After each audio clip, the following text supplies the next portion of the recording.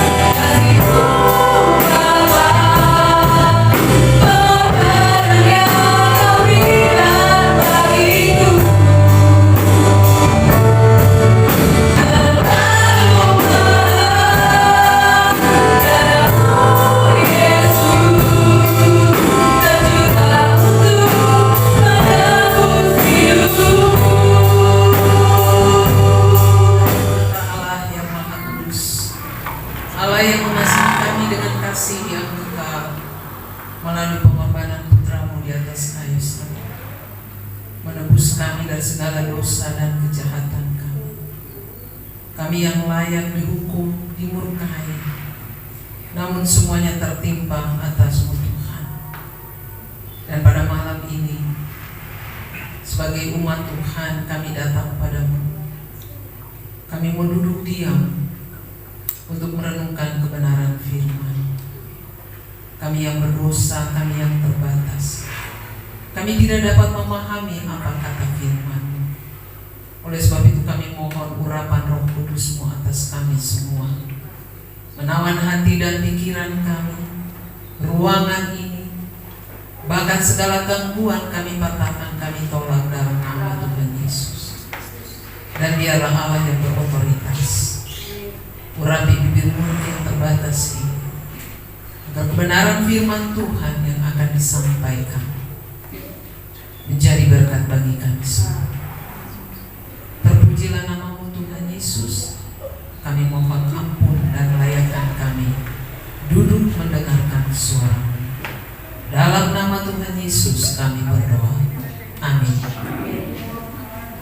Perempuan Indonesia yang tercatat sampai kapanpun selama Indonesia ini masih ada, harum namanya, seorang Kartini. Dia akan memberikan motivasi. Ya, kita akan menua, kita akan pergi menghadap Dia di sorga. Tapi ada generasi-generasi yang akan berbicara tentang siapa itu Yesus, akan berbicara tentang tokoh-tokoh perempuan. Nah, malam ini saya ambil dua bagian firman Tuhan yang diberikan oleh panitia, dan saya tambahkan dengan satu bagian firman Tuhan karena berkaitan hari ini adalah Hari Kartini. Firman Tuhan yang akan kita renungkan bersama dari 1 Petrus 1 ayat 3. 1 Petrus 1 ayat 3. Sebenarnya ini semuanya ya, tapi karena tema di atas. 1 Petrus 1 ayat 3 dan Hakim-Hakim 4 ayat 14. Yang bunyinya, terpujilah Allah dan Bapa Tuhan kita Yesus Kristus, yang karena rahmat-Nya yang besar telah melahirkan kita kembali oleh kebangkitan Yesus Kristus dari antara orang mati kepada suatu hidup yang penuh pengharapan. Hakim-Hakim 4 ayat 14. Lalu berkatalah Deborah kepada Barak, bersiaplah, sebab inilah harinya Tuhan. Tuhan menyerahkan Sisera ke dalam tanganmu. Bukankah Tuhan telah maju di depan engkau? Lalu turunlah Barak dari gunung Tabor, dan 10.000 orang mengikuti dia. Bapak, Ibu, dan Saudara yang kekasih dalam Tuhan Yesus Kristus, surat ini ya, 1 Petrus, surat Petrus ini kalau kita baca 1 Petrus 1, 2, dan 3 itu ditulis oleh Rasul Kristus, yaitu Petrus ya. Rasul Petrus menulis surat ini ditujukan kepada mereka yang berada di Asia Kecil. Jadi para pendatang, orang-orang Yahudi yang mereka pergi merantau. Ya, jadi mereka keluar dari Israel, dari tempat mereka pergi merantau. Mereka merantau di Asia Kecil. Di situ dikatakan di dalam slide di atas dikatakan bahwa mereka terpencar di Pontus, Galatia, Kapadokia atau Asia Kecil dan Britania. Nah, mereka ini ketika mereka terpencar, tetapi identitas mereka sebagai anak Tuhan, sebagai umat Tuhan itu tidak berubah. Mereka dikatakan mereka adalah umat Tuhan. Nah, ketika mereka ada di perantauan, Bapak, Ibu, dan Saudara yang kekasih, mereka berada dalam tekanan. Jadi Rasul Petrus menulis surat ini kepada jemaat-jemaat yang ada di perantauan untuk menguatkan iman mereka. Mengapa mereka berada dalam tekanan? Mereka menghadapi satu pengaruh ya, ajaran sesat yang menggoyahkan iman mereka. Ajaran Saduki mengatakan bahwa tidak ada kebangkitan tubuh. Ya. Jadi orang mati itu tidak dibangkitkan. Padahal kalau kita baca teks ini bicara tentang siapa? Kebangkitan Kristus. Ya. Kita baru saja ya hari Minggu kemarin, hari kebangkitan Kristus kita rayakan sebagai umat Tuhan. Hari kemenangan. Kebangkitan Kristus memberikan kemenangan bagi setiap orang yang percaya kepada Dia. Itu pun dialami oleh mereka yang berada di perantauan, mereka yang berada dalam tekanan. Mereka diajar untuk tidak lagi fokuskan diri kepada Tuhan. Ajaran sesat mempengaruhi mereka, sehingga mereka goyah iman mereka. Oleh sebab itu, Petrus katakan kepada mereka supaya pusat hidup mereka adalah Tuhan Yesus. Tuhan Yesus yang mana?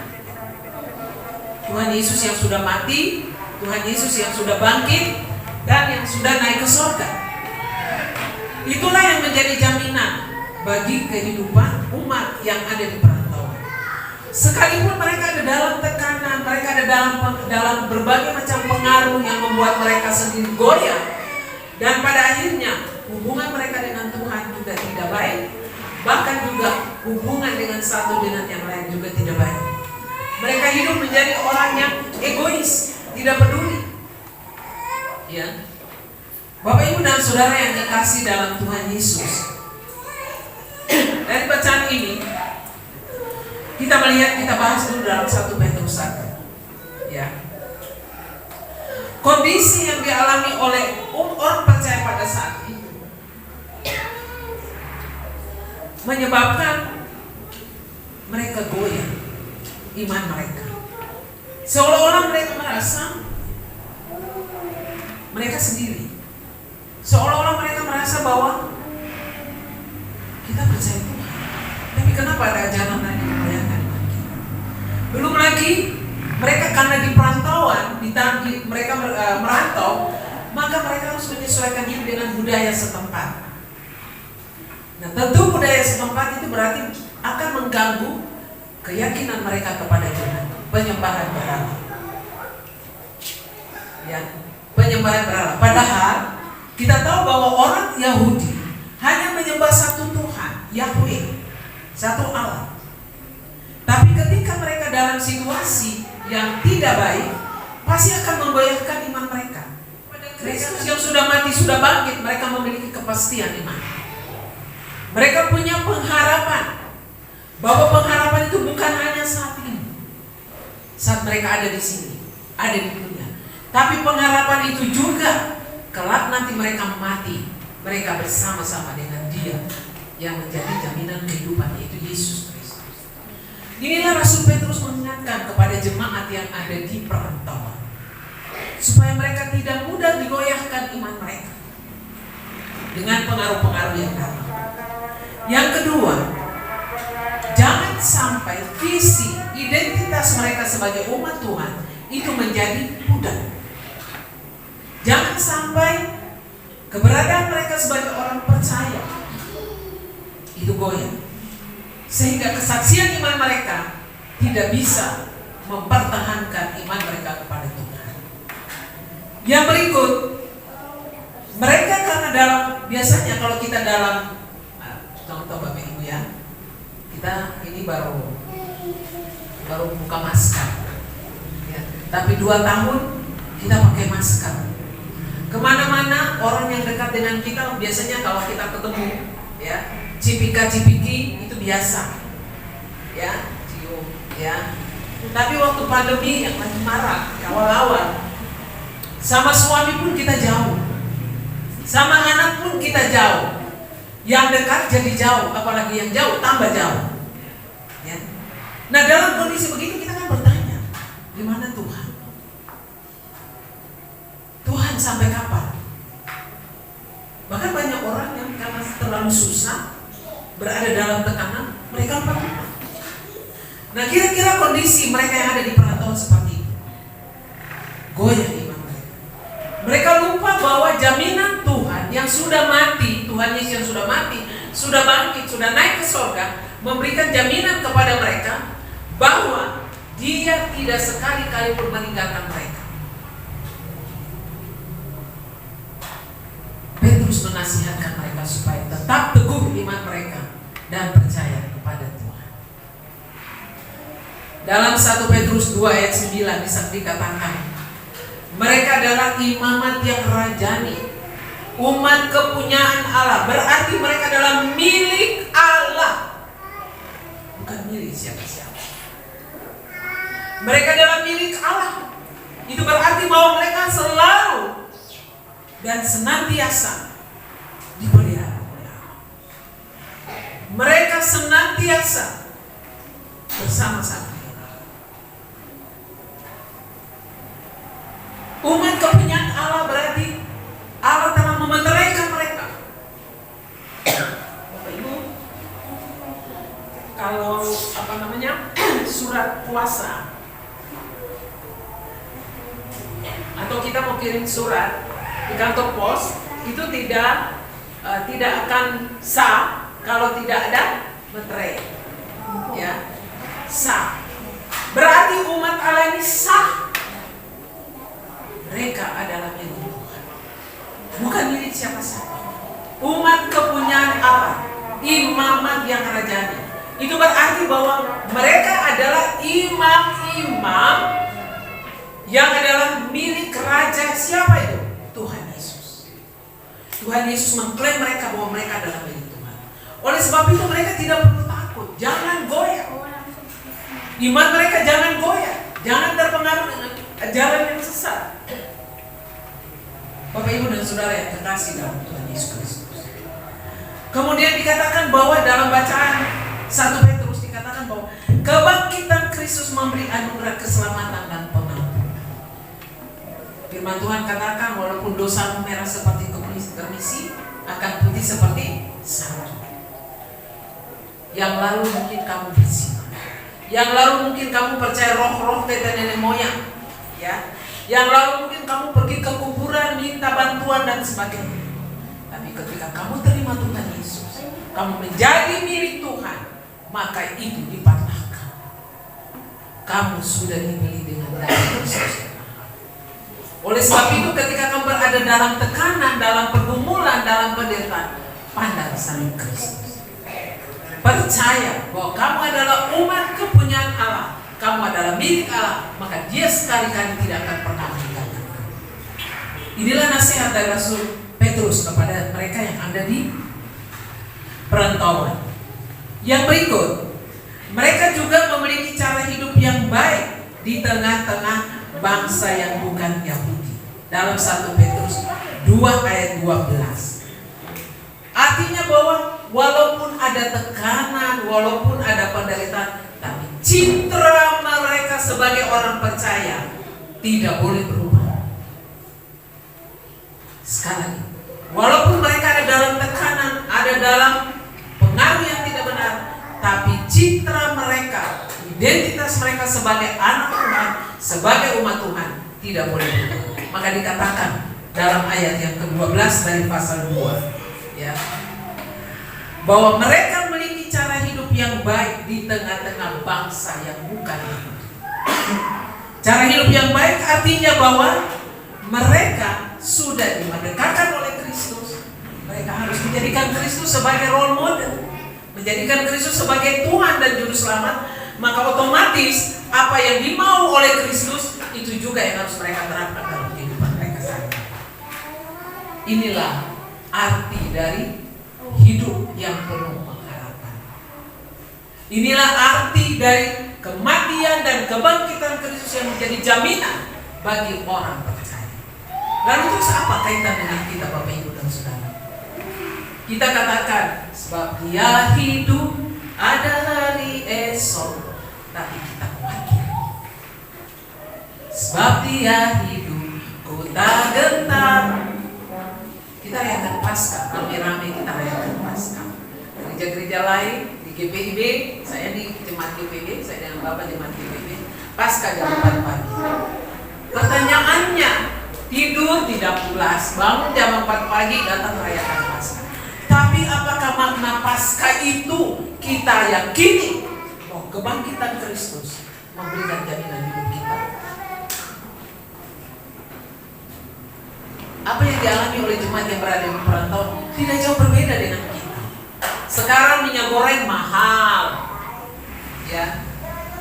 Telur mahal, beras mahal, sekolah anak-anak pun butuh uang, semuanya. Lalu terus apa nih? Sebab dia hidup pada hari esok.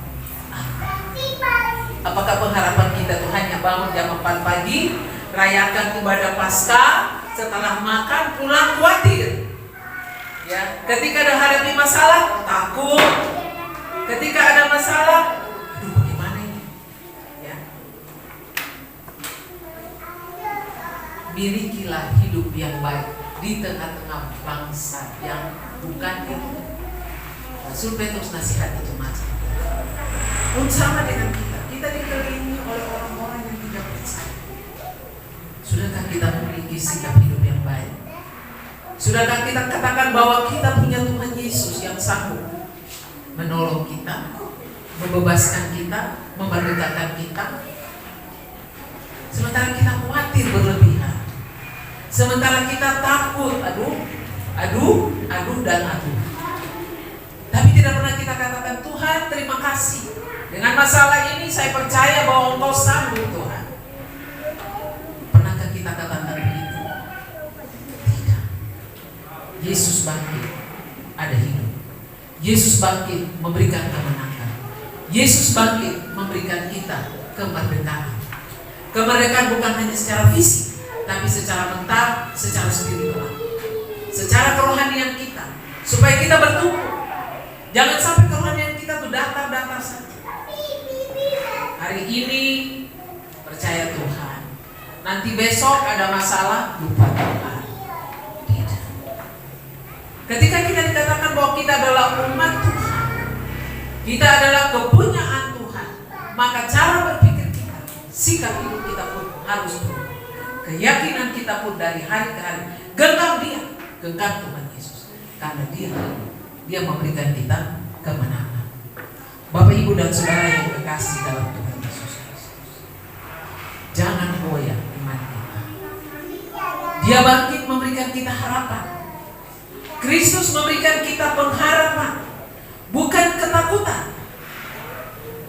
Karena roh yang ada di dalam hatimu, di dalam dirimu, lebih besar daripada roh yang ada. Peperangan kita bukan melawan darah dan daging, tetapi melawan penghulu-penghulu di udara. Itu yang kadang-kadang memberikan kita ketakutan, kadang-kadang memberikan kita kekhawatiran, sakit penyakit kita mulai.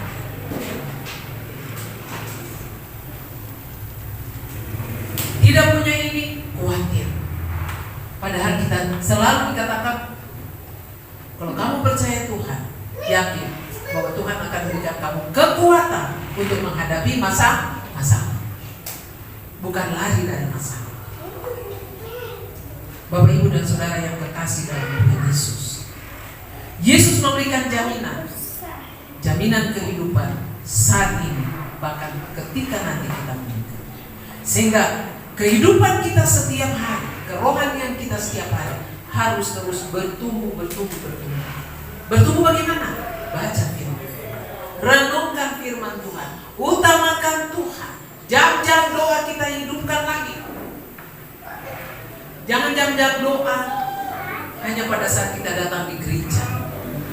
Bacaan kita pada saat kita datang di gereja baru baca. Tapi jam doa, jam membaca Alkitab, baca firman Tuhan supaya kita bertumbuh. Bapak, Ibu, dan Saudara yang terkasih dalam Tuhan Yesus Kristus, Rasul Petrus nasihati jemaat yang ada di perantauan untuk tetap percaya. Kebangkitan Kristus memberikan pengharapan. Dia mati dan dia sudah bangkit dari antara orang mati. Dia tidak mati seterusnya, tapi dia bangkit dan dia berikan jaminan bagi mereka. Oleh sebab itu yakin dan kuat, teguh iman mereka di dalam Tuhan.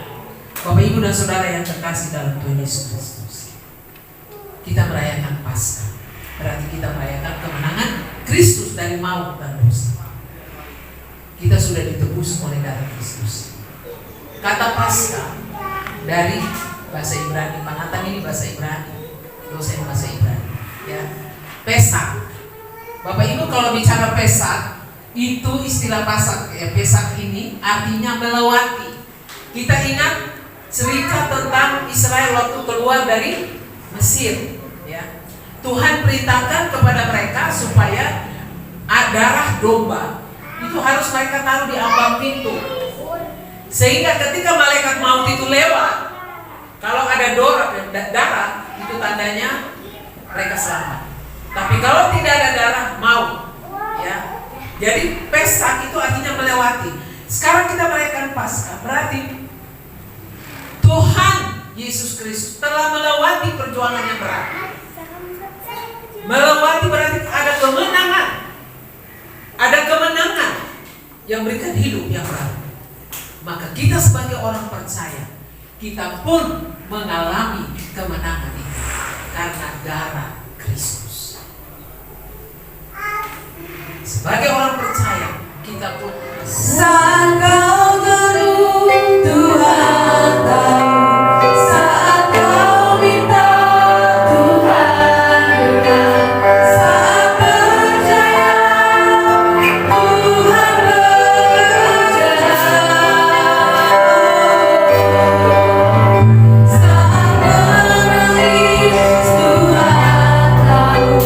Saat berdoa, Tuhan dengar. Saat bersyukur, Tuhan berkati.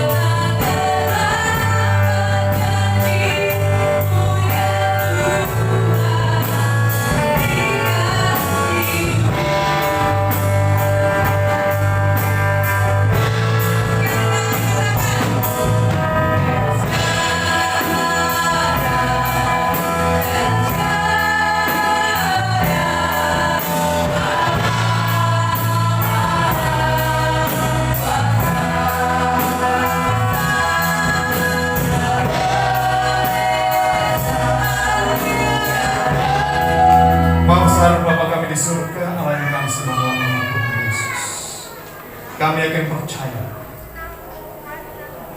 bahwa berkat kami akan melimpah.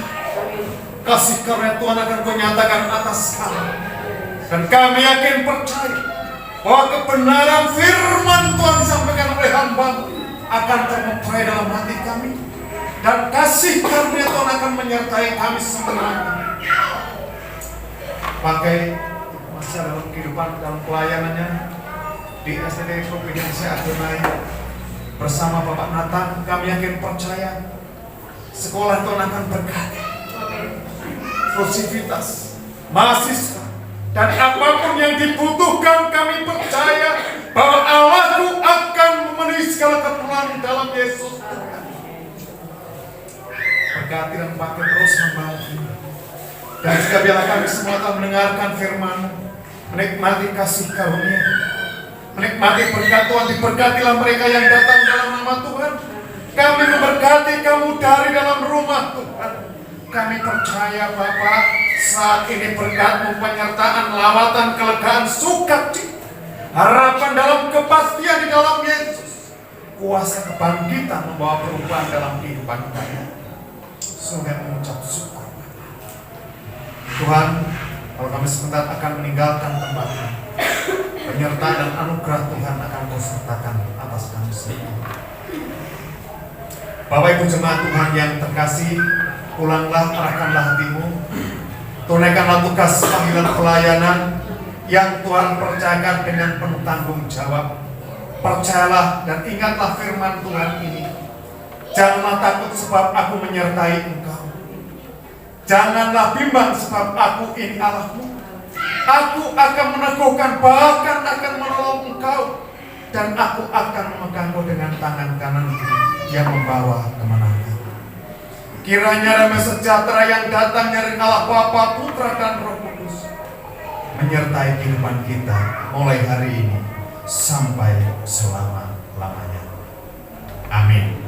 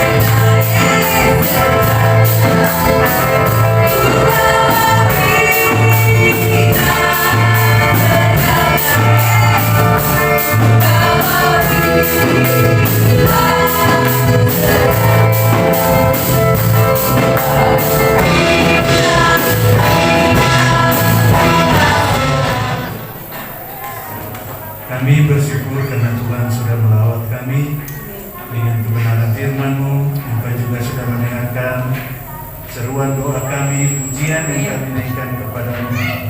Dan kiranya semuanya itu menyenangkan hati-Mu dan memuliakan nama-Mu serta memberkati kami semua. Saat ini juga kami akan menikmati berkat Tuhan secara jasmani. Kami berdoa supaya Tuhan memberkati makanan, minuman yang sudah disediakan. Biarlah ini menjadi kekuatan bagi kami. Berkatilah tangan-tangan yang sudah mengerjakannya. Berkatilah semua mereka yang sudah menyiapkannya.